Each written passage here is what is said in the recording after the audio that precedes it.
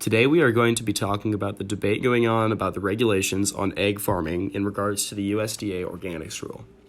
Many are arguing whether or not the current mandates that allow for producers to label their eggs as certified organic are living up to the consumer's vision of how chickens are being treated at farms.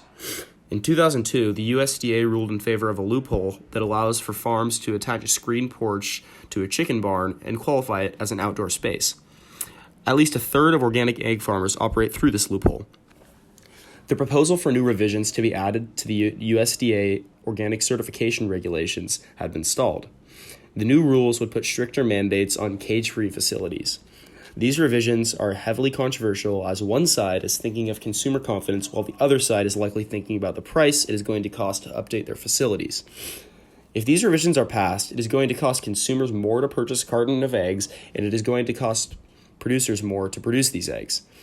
Our team predicts that the newly revised organic rules will soon be put into place. This sequence of events surrounding the USDA's regulations will likely result in a change for both producers and consumers. We will first take a look at how this change will affect producers. It is predicted that after these changes, it would cost the industry anywhere from $8 to $30 million.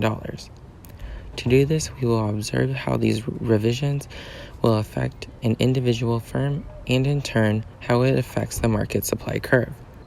We start by looking at our current positioning of the total cost curve of an individual producing firm. This individual supply curve represents the profit maximizing production of a good at a given price. By increasing the cost of producing, our entire total cost curve would shift up while price remains the same. We are showing this by shifting our marginal cost curve. After this shift, our marginal cost curve is now above our marginal revenue line. Since our marginal cost is now greater than our marginal revenue, we'll decrease the production of sales of eggs in order to increase profits. By doing this, we are making less in revenue, but we are saving more than our loss in revenue by reducing cost. We will continue producing and selling less until we reach our new profit maximizing point. This new point is where our new marginal cost curve intersects with our unchanging price. From this individual cost curve, we can predict what will happen to the market supply curve. We determine the single market supply curve by aggregating individual supply curves based on the idea that firms determine their profit maximizing levels of production in response to a given price.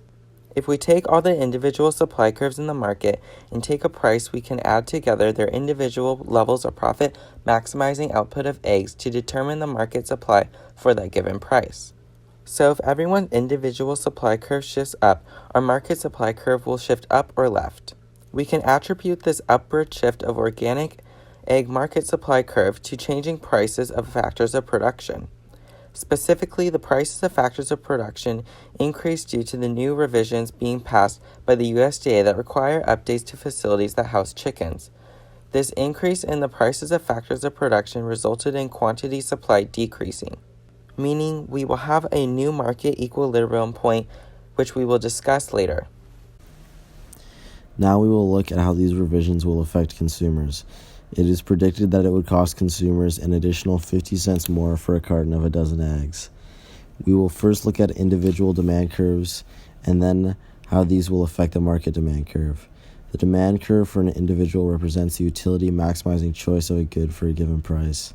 That is, individuals respond to price by taking a price and deciding how much of the good to consume. Since in this situation we are only dealing with a price change, this indicates movement along the curve. If price increases by 50 cents, then a consumer would decrease their consumption of organic eggs. We will now address the market demand curve. When creating the market demand curve, we assume that all individual consumers are individual utility maximizers and that they respond to the market price of the good before deciding how much to demand. To aggregate the demand curve for organic eggs, we simply add together everyone's individual demand for organic eggs at the same price.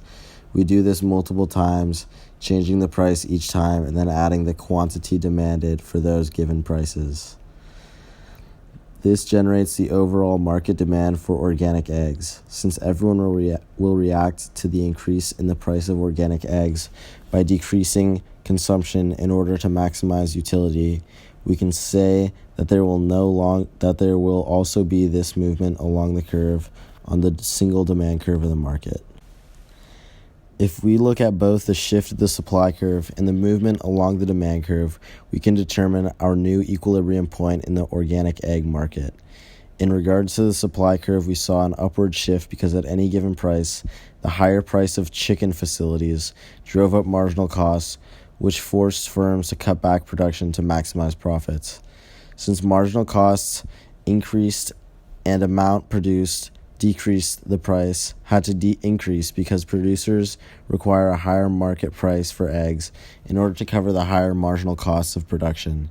Since price increased, consumers purchased fewer cartons of organic eggs to maximize utility. This leads us to our new equilibrium point where supply matches demand.